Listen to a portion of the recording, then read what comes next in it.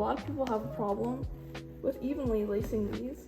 So you're going to pull from down here, grab the 2 lace tips, make sure that we grab it from here, this loop, and pull, guiding the shoelace, making sure it's even, and that's it. We're gonna continue lacing. So we're gonna go under,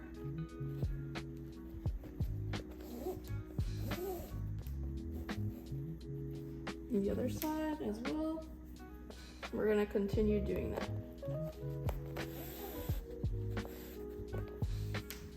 All the way up.